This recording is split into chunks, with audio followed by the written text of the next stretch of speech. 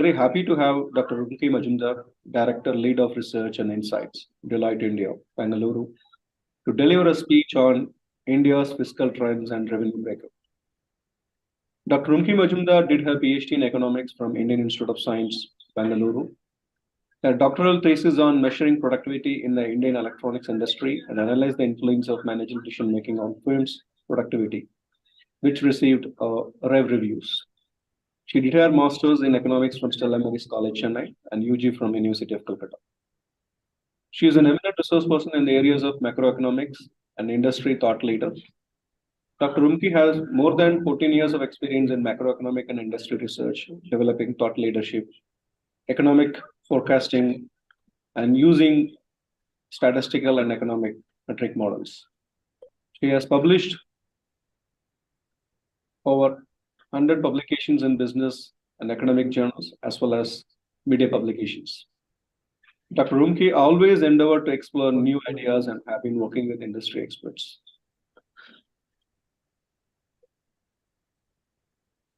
Dr. Rumki has been working in different roles for more than 10 years in Deloitte India as Executive Manager, Associate Director, and at present Director of Lead Research and Insights Vertical. She also served as Lead Analyst in Senior Analysis for more than 2 years in Infosys Limited.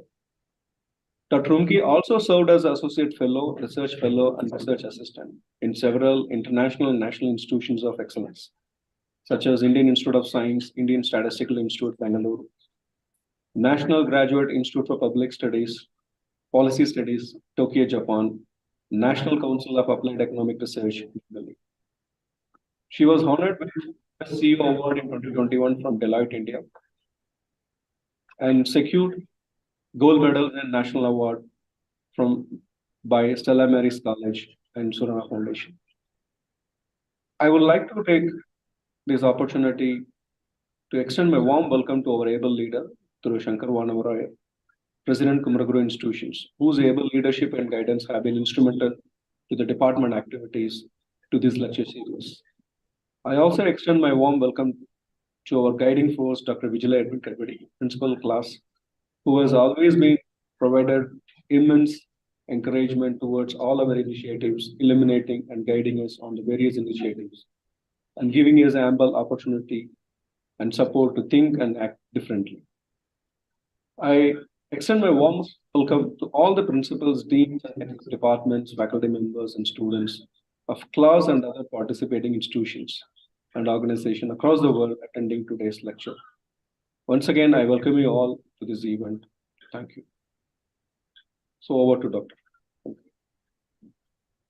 Thank you so much for the generous introduction. And I have been in the profession for 15 years now, and it's been an exciting journey.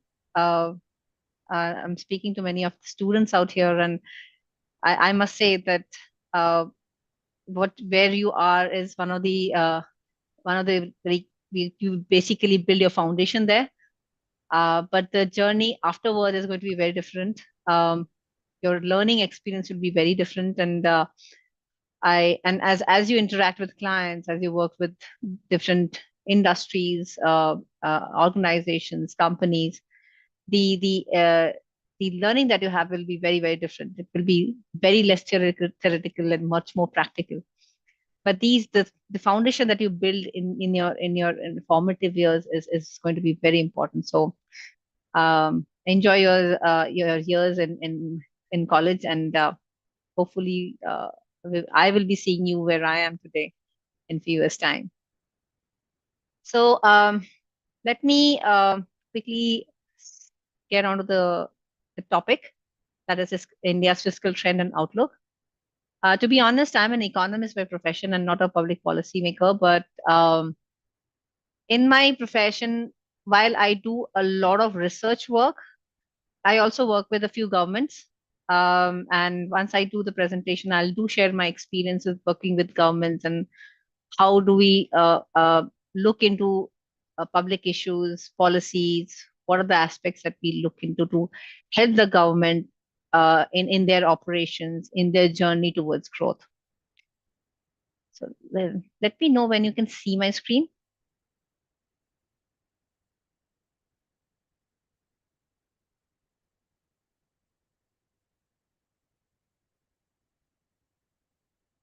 Are you able to see my screen?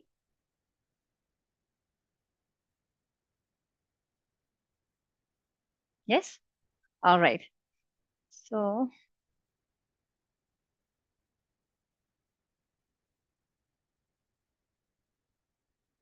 so let me quickly start with the basic highlights, what we are going to talk about. And being an economist, just a second, why am I getting this? Is there a way I can switch off the,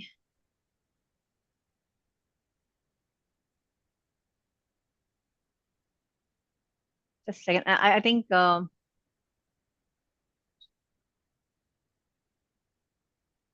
Any issue, ma'am? Like, it's giving me the, are you able to see my screen? no, ma'am. Now it's gone. Like, Gone, is it? Okay, okay, just a yes. second. Just give me a minute.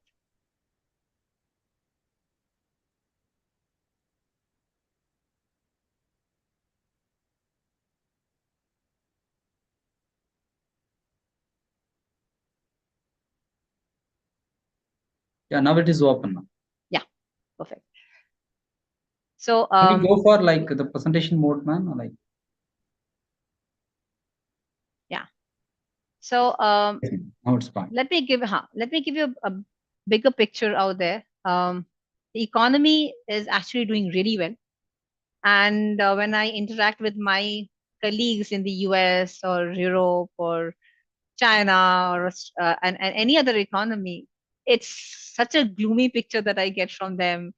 People are struggling, and those countries are struggling to grow at 2%, 3%, and here we are kind of looking at 6.5%, 7% growth, and that kind of tells how much like potential that we have. And over the next 5 years, I think it will be India's time. In next decade is going to be India's time, and next 5 years, India will be growing at around 6.5, 7%.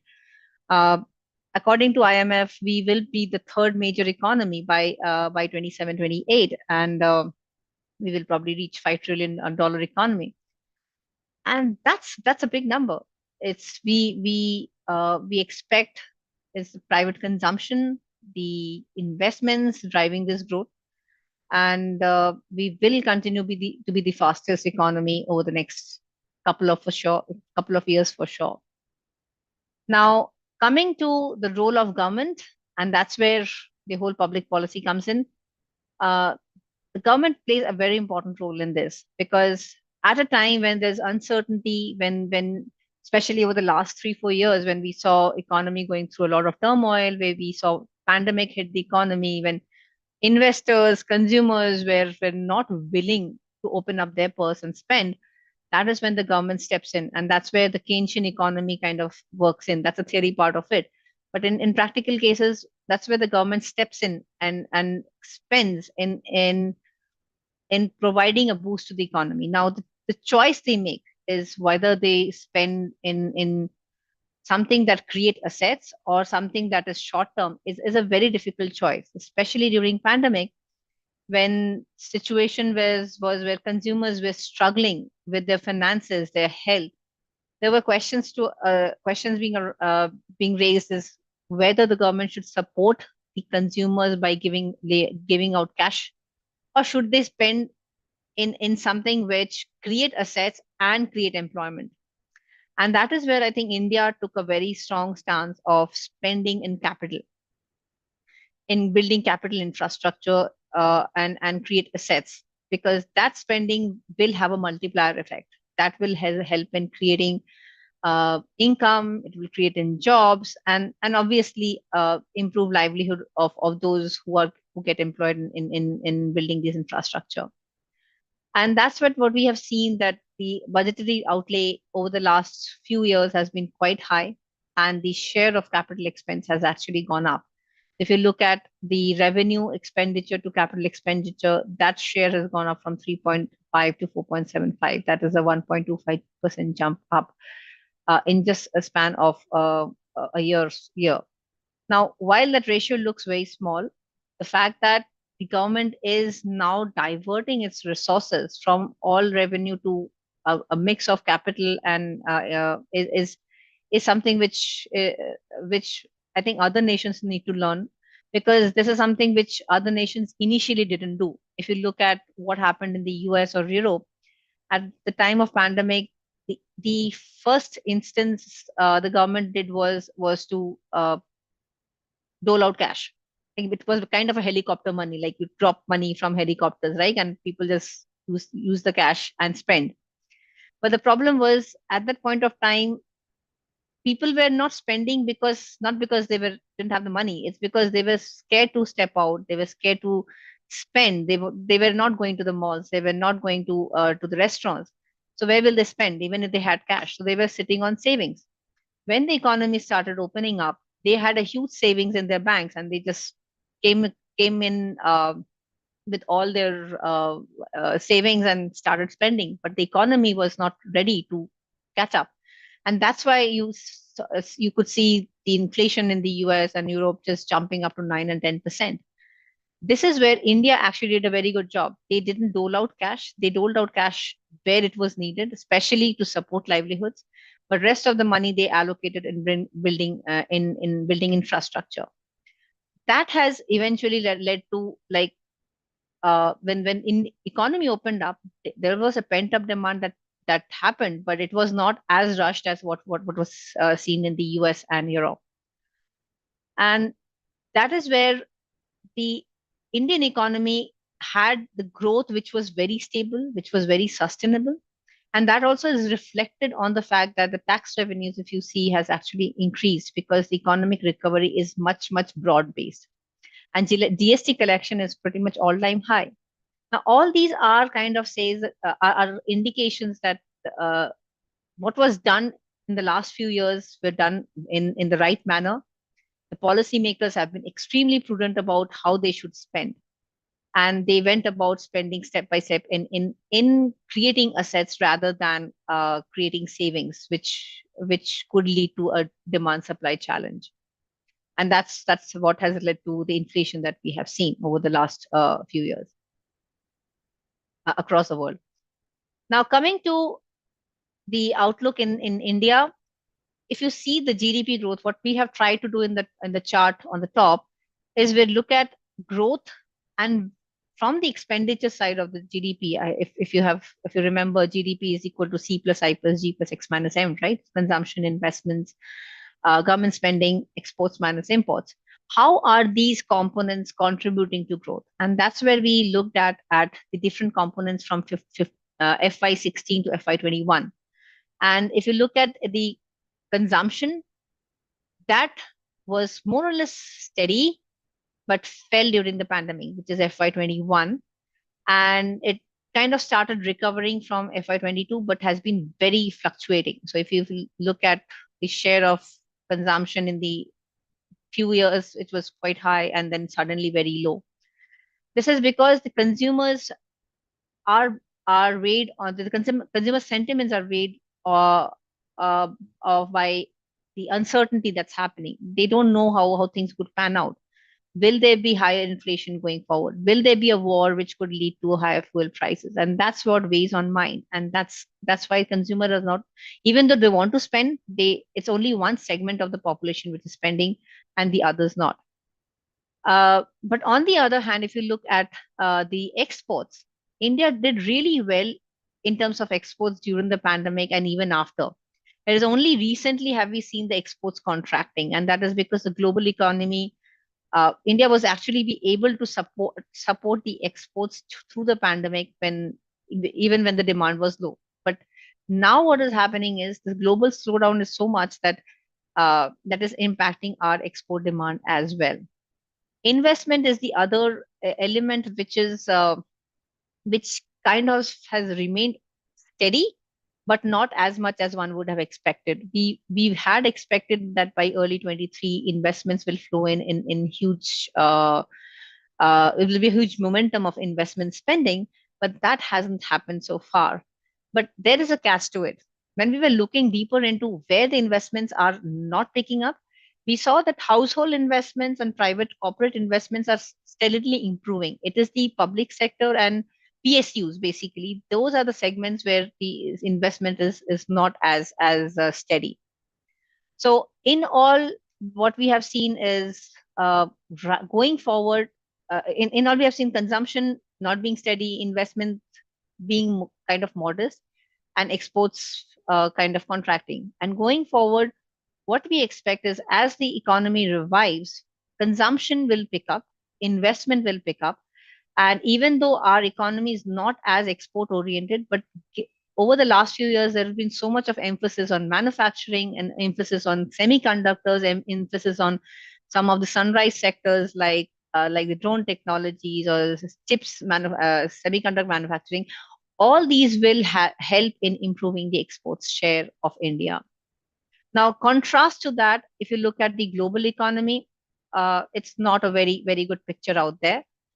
Pretty much in 2024, all the major economies' GDP forecast has been revised down except for US. US itself was struggling to grow by 1.5%. They 1%. Now they have been bumped up to a growth of 1.5.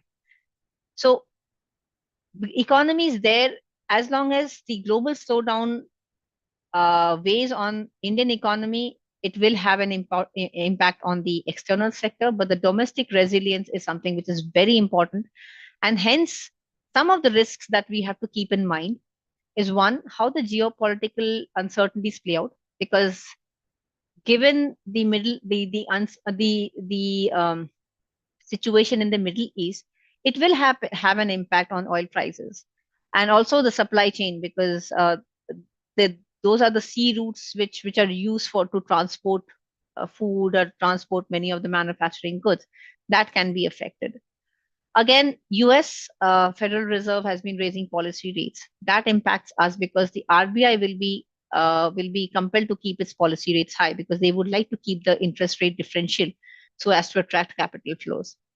Again, China's growth forecast has come down, and we have a strong relationship with China in terms of imports and exports. So that is going to weigh on not only the global economy but also on us. And the other issues is of the elections. So we have a few major elections coming up, national election, and then some of the major states are getting into election. So at this point of time, there will always be a policy, what do you call, status quo. There will be no major initiatives being taken at this point of time. So that will also weigh on the activity from the government side. Coming to the fiscal side. Now, what we were looking at is when the government spends, what is the basically where is it getting the money from and where it is putting the money to? So it's when the government needs to spend, it has to either borrow or it has to earn it from the taxes. It can be a corporate tax or personal income tax. It can be a custom. It can be excise, the GST, and non-tax. And this is the share. And if you look at the receipt breakups, the borrowings right now is the biggest share of revenue for the government, and that's a source of money that they have to spend, followed by the tax. If you add up the corporate and income tax, it's around 40%. So these are the two biggest contributor to the government's receipt. One of the share that is going up very fast is the GST. GST was implemented in 2017, and that brought about a lot of reforms. Initially, there were some teething issues, but then what we have seen is that because of cross-border transaction has the transport has become very easy, transactions have become easy. It's also reflecting in better efficiency and better collection of taxes as well. So all this, these policies are helping improving tax. In fact, there are some tax laws that have been changed. Some of the policies being measured to broad base the tax and also collection of taxes. All this has improved the tax collection over the years. Now, when the money is collected, where government is spending, and this is where we have seen the central scheme, like in education and health, all these schemes that the government and takes, that's where the 29% of the revenue of the expenditure that goes into it. Again, 21% is the interest payment. Now, this is a payment which is the government has to spend, because this is a committed, if they do not spend on the interest, they can default. So that is a 20, about like 1/5 of the total expenses in the interest. And it's not even productive. So that's where the concern is, that if the government is borrowing so much, your interest payments will also go up. Hence, it becomes very, very important that when the government is spending, it has to make sure the spending helps in giving returns, not only in the short term, but also in the long term. And then, because when you give returns, that will help you support the interest payments. And that's where the prudence of policymakers come into the picture. We are also allocating quite a substantial amount on defense. Subsidies was 8%. And interestingly, what the government is trying to do is cut down on subsidies, because while India, there is a segment of population which needs support, but are usually not very productive. And that's something which government realizes. And that is where the government is trying to cut down on. And some of the others are the Finance Commission, state's share of taxes and duties, pensions, etc. Now, coming to revenue, and when we talk about revenue receipts and capital receipts, so revenue receipts is a receipt from the tax and non-tax component, and capital is where the returns that comes from the asset. And as you may have noticed, since 2009, the government has like put a lot of emphasis on spending on infrastructure, like building roads, building ports, highways. You can see now the like the closest, even the remote villages are getting connected well by roads. And that improvement in connectivity is very important, because that builds in efficiency, it builds in improving in transporting goods, and also helps in improving the revenues, because what happens is now you are more inclusive, you are able to bring in the even the remotest part of the country into the system. And once you bring them into the system, once you bring them into the GDP contribution, their contribution to the taxes also go up. And that's why you will see the capital receipts are also improving, like the assets that they are that the interest that these assets are earning is also going up, thanks to the investment that's going on over the last 5 years. Coming to deficit, deficit, the government till 2019 had managed to bring down deficit to 3.5%. Unfortunately, the pandemic hit and the government had to step in and had to spend, be it supporting the livelihoods, be it spending more on capital infrastructure or whatever, because it's a Keynesian economics that came into play. The government had to spend money to keep ensuring that the economy moves. And that's where you saw the deficit like kind of bumping up like a mountain. And then now over the last 3 years, the government is now reducing that the amount of debt, because it's very important to consolidate expenses. Because one thing, but one has to understand that when others look at India, like US investing in India or Europe investing in India, they try to understand, is the state or the center capable enough to pay back its due? Is the sovereign debt that is floating out there, will they default or will they not? Will they be able to pay back the interest? And that depends on how much the investor perceive the center is able to control its expenses. So it's very important for the center to control its expenses, so that they give the right signal to the investor that yes, we are capable of handling our finances. And that's what is very important. Coming to the financing of fiscal deficit, how we saw the deficit jumped up and then it's kind of coming down. We did touch upon gross market borrowing. Borrowing is the biggest component, and there are some short-term borrowing as well that's going on, and some social funds that the government brings in to fund those deficit. Coming to the tax side, now that we are talking about the revenue side of it, a large part of the revenue that comes is basically from the personal income tax and corporate income tax. But then that said, over the last few years, we have seen the GST play a very, very important role because GST's share has gone up quite significantly.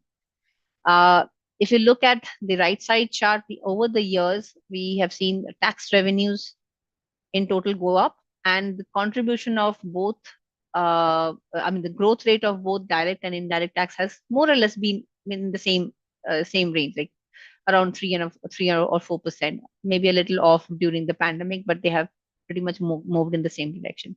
So in a way, both these indirect taxes have contributed quite significantly to the revenues.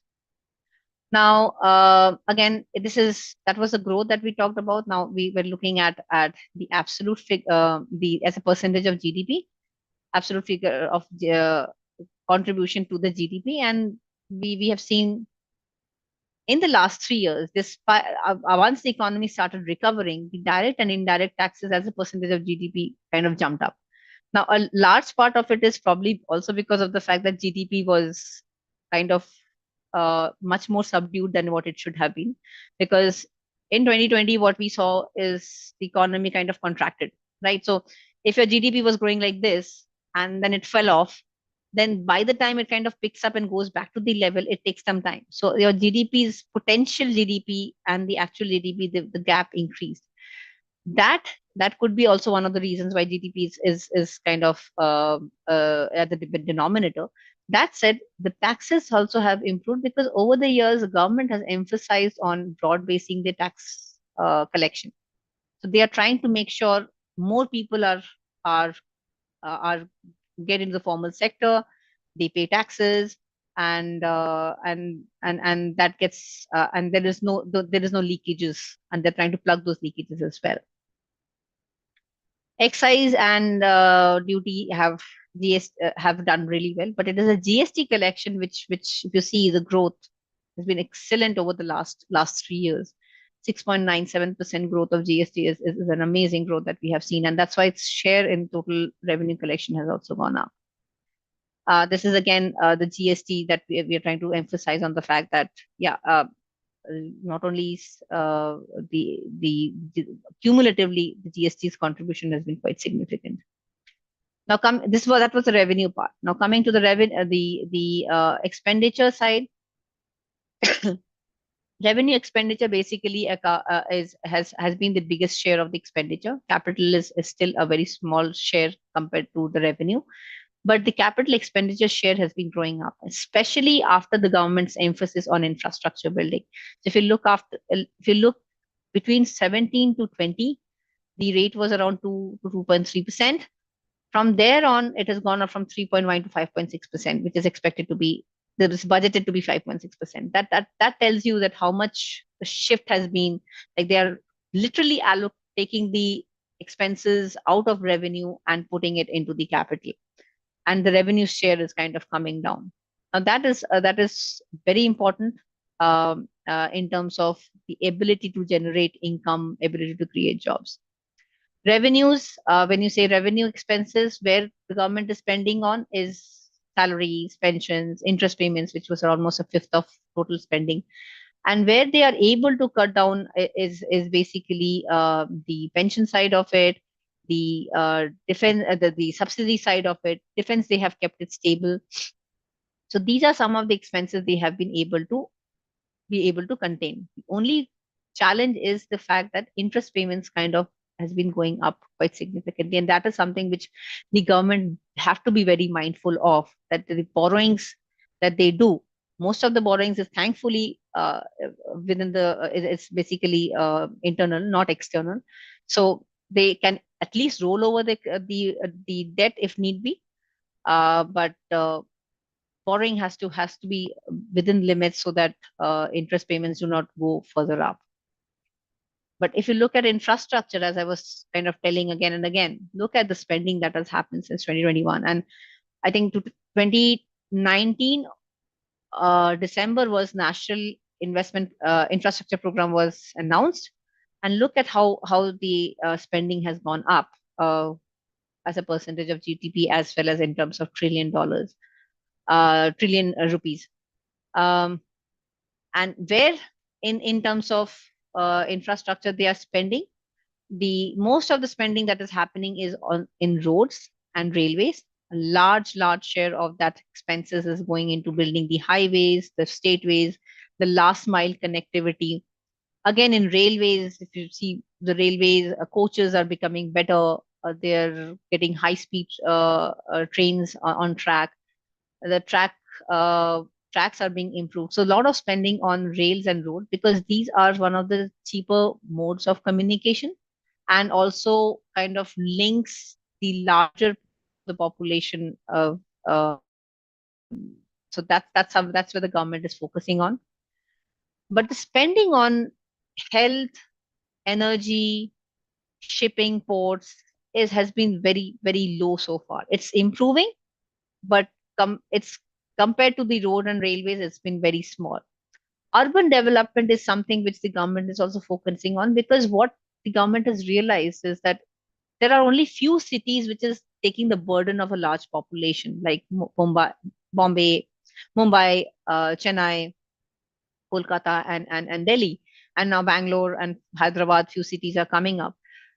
India needs a much more equitable distribution of urbanization, because otherwise, if you see high concentration of population in few cities, it will lead to an unsustainable situation. Anyone who's been to Bangalore and gone through the traffic can actually can understand what I'm trying to say here. But yes, that is a development expenditure that government needs to focus on, and that's where you see that that's the other segment that the government is kind of focusing on. IT is again very important, because the technology transformation India is seeing will be supported only and only if the cities, the towns, the villages are well connected. So be it through internet, broadbands, or through mobile connection, whatever. And somehow in India, the uptake of uh, mobile has been very fast, and that is going to be a key uh, reasons why inclusiveness can be brought in. And that's why the government is spending on a lot on telecom infrastructure. So bringing in 4G, bringing in 5G, improving the connectivity, reducing the latency. So those are the aspects that the government is focusing on. Aviation, again, a lot spent on the in last year, but yeah, that's probably a one-time expenses. Where the government really needs to now spend are some of the softer aspects, which it doesn't directly add to your asset, but it is a much more long-term benefits that you see, which is spending on health and spending on education. And this is where the government will have to like skill development. So while government is floating out several schemes, but the spending still remains very low as a share compared to any other expenses. Energy is now picking up, because over the last few years, we have noticed our dependence on oil has been very high. And because of which, any fluctuation in oil prices kind of makes us extremely dependent on the actually leaves us at the mercy of the oil prices that the Middle East or the OPEC countries command. And that's where the government wants to emphasize to be much more self-sustained, self-reliant, and have a self-sustaining mechanism of getting energy within. That's why the government is focusing a lot on green hydrogen, and that is very that's a policy which the government is emphasizing a lot over the last few years. It's a very initial stage. The technology is yet to kind of build up, but the fact that there are some sources of energy which India is abundant on, and which where we can improve our resilience to all global vulnerabilities, reduce our dependence on fossil fuel, then and hence you see some amount of effort by the government going into the energy expenses as well. So be it solar, be it wind, be it green hydrogen, these are some of the expenses the government is kind of bringing in. Now let me pause here. I've spoken for almost like 35 minutes. So it'll be good to have some more interactions with with the people out here. Have ask me questions. And it need not be the topic that I just spoke about. Ask me any questions about the economy, about the projects I do. I can share some of my experiences and it'll be great to have interactions. Yes, thank you very much, ma'am, for your excellent and amazing presentation. It's more data visible about the India's economic outlook.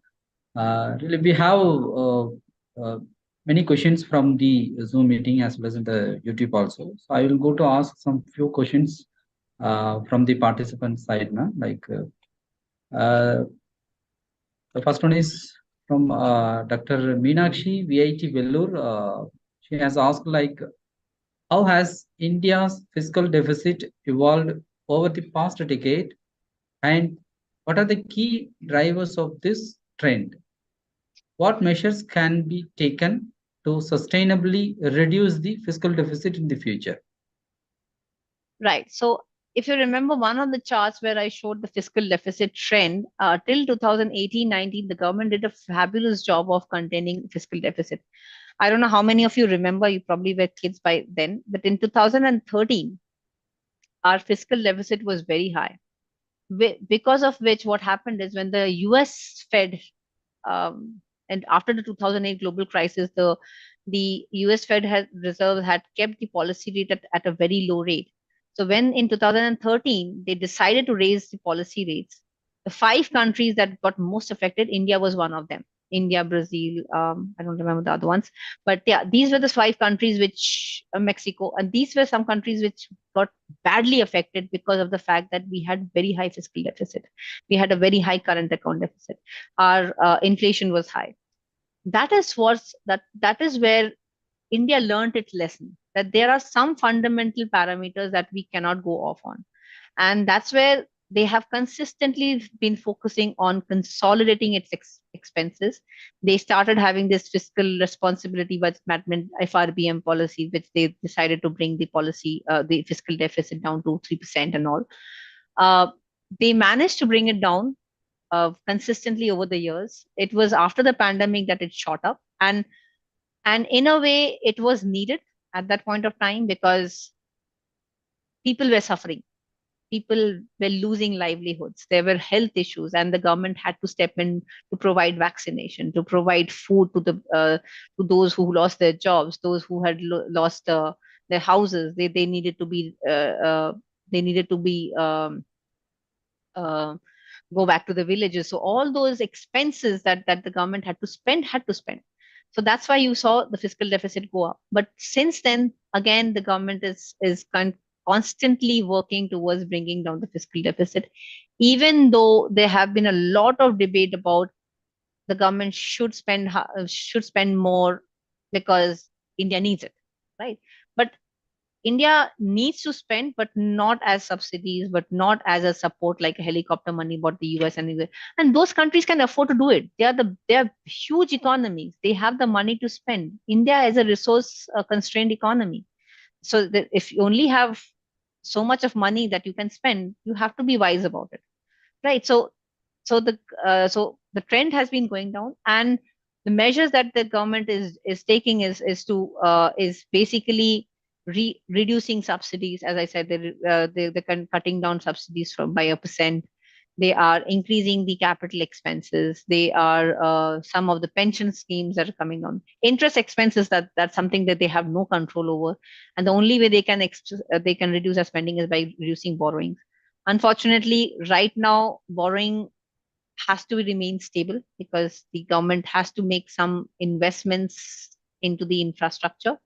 But then the fact that in these roads, these highways, so when the highway is done, right, you pay a toll, right, through FASTag. That is the money that is generating income that can be used as an interest payment. So those are some of the productive ways of spending money that the government is employing, is kind of working on. I hope I answered your question.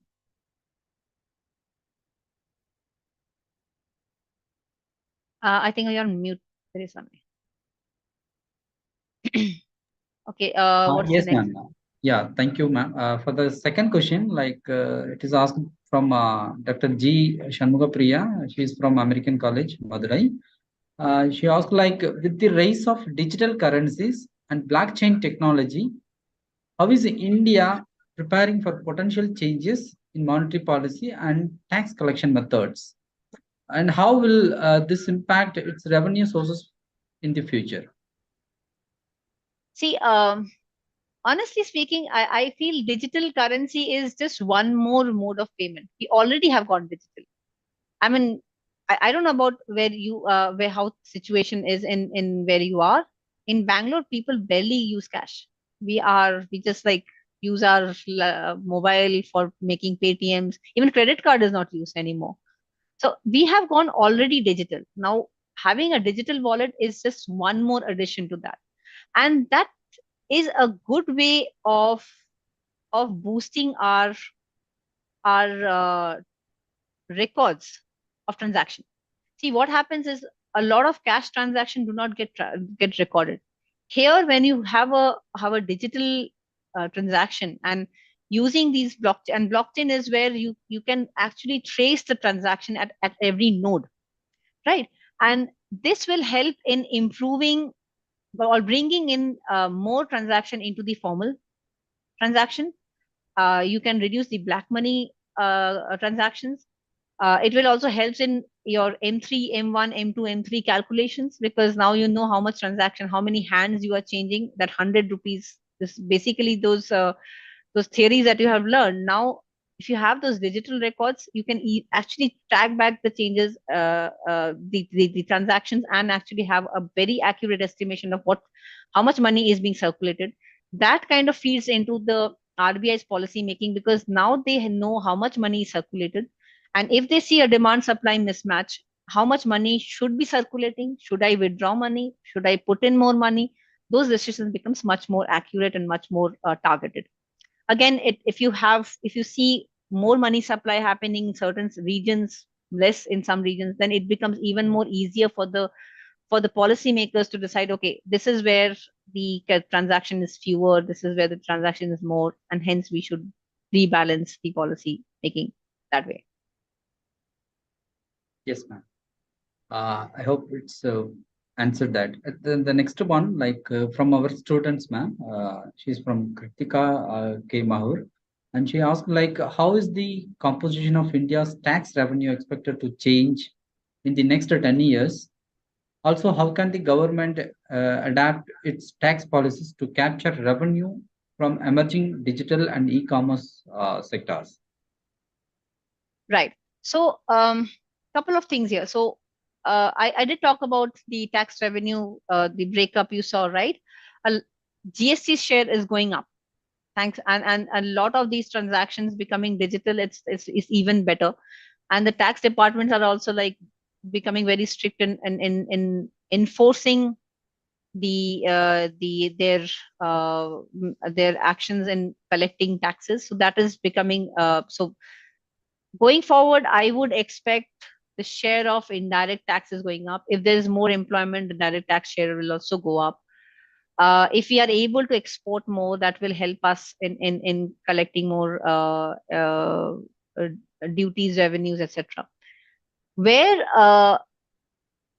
the digital and e-commerce, this is a very interesting. So I'll let you. This is a project that we worked on a couple of years back. Our tax team had reached out to us, saying that we need a thought leadership, because we want to put out to the government that there are very small sellers who do not want to come on e-commerce platform, because the moment you get onto e-commerce platform, they have to report their income and they have to pay taxes, and that prevents all these small scale kirana shops to get onto the e-commerce platform. So while there are many on Amazon and Flipkart that you see, there could be many more. And once you bring that bigger group of people onto the platform, it will be much easier for you to able to monitor their revenues and etc.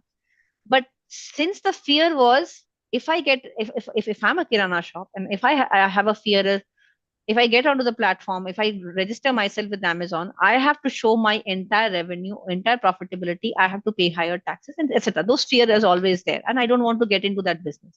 So let me just be quietly sit in my shop and sell to my local clients. Now that rule has been taken off very recently. I think it happened in September this year. So our report actually was present to the government. It was quoted in the parliament that that if we want to broad base we want to bring in more smaller shops and sellers into the platform, we need to make this change, and that helps in broad basing your digital economy, right? So those policies are being made, and recently this change has been. So if you can Google around, you will find that the government, I think in September, removed those taxes requirement for small scaler to join the e-commerce. So a lot is being done there.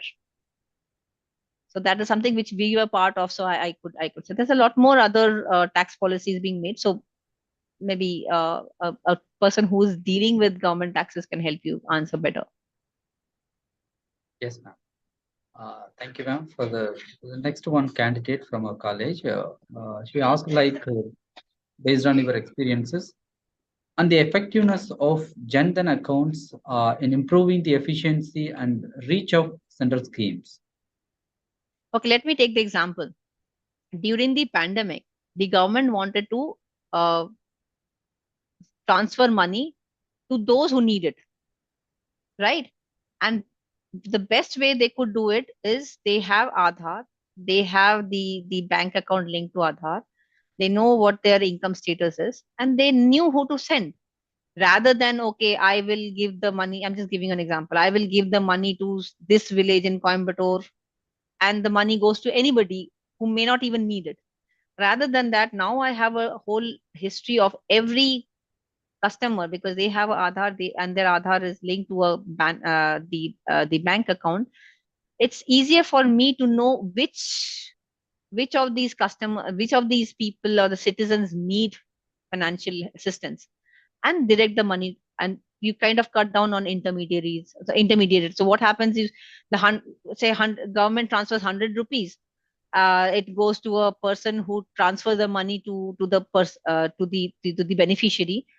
He takes a cut of 50 rupees. So finally the beneficiary only gets 50 rupees.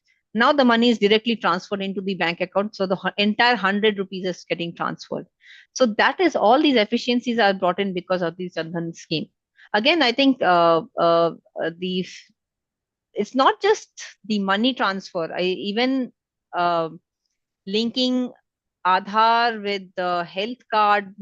So those aspects are also being looked into, because if you take a vaccination, then you know it is in the records of the government that you have taken because you have Aadhaar linked vaccination. All these, there's so many digital public infrastructure that have been created. Is just mind blowing, and they are all government initiatives. If you look at UPIs as a government initiative, if you look at the whole COVID card that was, it's a government initiative. All and Aadhaar is a government initiative. These are something which is kind of digitizing and bringing all the data right into the government's khata. They know where to target and how to target. Yes, ma'am. Ma'am, one more question. Like this is the last question. It's very general. Actually, based on that your presentation, I have understood like so how the very nice, like India's GST revenue is the tax collection is very high, like for last 3 years. At the same time, how it will be managed by the poor as well as the middle class people, like because they are the highest numbers in the consumers in the market. So if they are spending uh, too much of money for their consumption purposes, and how they will go to how their disposable income will go to uh, improve that, I uh, higher that disposable income. At the same time, how they will go to concentrate or invest in any other savings or other any kind of investments, ma'am. Like I'm asking your opinions, ma'am. So let me rephrase the question. Are you asking if there is more consumptions in the rural Yeah, economy, based on then the that, savings will be very much lesser? yeah, there are different slabs are there, like in GST collections by the government. So in that way, like if you are looking at the practical, like the general people, like middle class and then poor people, they are consuming more the market. So I think they are spending more for their consumption purposes. So in that aspect, how we go to uh, to uh, reduce, or is there any alternate choice are there, like to reduce the GST So rate? let me answer this question. So GST have different tax slab rates. And if you look at the rates, the GST for essential items, tax rates are very low. Yeah. It is only for luxurious goods that is where you see the interest rates, the tax rates going up to like 15%, 29, 25%, 29%, whatever it is. So rural economy is mostly into purchasing goods which are mostly essential. You won't see the I'm not making a general assumption, but a large proportion of the population will be spending on food, clothing, basic clothing, housing materials. You won't see them buying a BMW car or going to a very high end restaurants, right? That is where tax is very high. So taxes is basically, look at taxes as a source of revenue for the government, right? If you want the government to invest in your country, it needs money. And you have seen the breakup. It's already borrowing to invest. How much more borrowing can you do? Because it has to pay interest, and the interest is almost 20% of the expenses. So for the government to have a much more productive expenditure, it needs revenue. And if it needs revenue, it has to collect taxes. It cannot say zero taxes, because at the end of the day, if the government, if there is a service being provided, the government is enabling it. So it is look at taxes as a service charge, right? So if you are, say, for example, you are buying a biscuit packet, say Parle G, you're buying 5 rupees, and maybe you pay say zero point 0.3 paisa of that Parle G as a tax. But think of this as a perspective that Parle G was was manufactured in a factory. That factory was built on a land. From there it was supplied, transported to a storehouse, and then it got stored to shipped to your own village. All this required road, it required land, it required a lot of expenses. Who's doing that expense? All the government is asking is that one share, you pay me that a bare minimum for, so that I can provide you those services. That's all it is doing. And as I said, the and now if you say, is it hurting your savings? May not be, because essentials, the taxes are very low. It is when you go higher end is when you get taxed a lot. So the rural economy, the taxes collected from rural economy is that share is very, very low. It is the taxes when you see the income tax and indirect tax that you are collecting is mostly coming from the urban share. Not rural economy is contributing to probably a very small proportion of it. Is it impacting your savings? May not be. I mean, if you say, yeah, if out of the 100 rupees I paid 5 rupees as a tax, that kind of reduced my money to go to a college. I mean, I really don't have an answer to that, but I think government is entitled to have one service when it's providing a service, entitled to have some service charge to what it is providing to you. Yes. Thank you very much, ma'am, for your wonderful session. And now I invite Professor Atma Ramani to deliver a vote of thanks. And very warm good afternoon to one and all present here. On behalf of N. Mahalingam Center for Public Policy and School of Economics, Kumaraguru College of Liberal Arts and Science.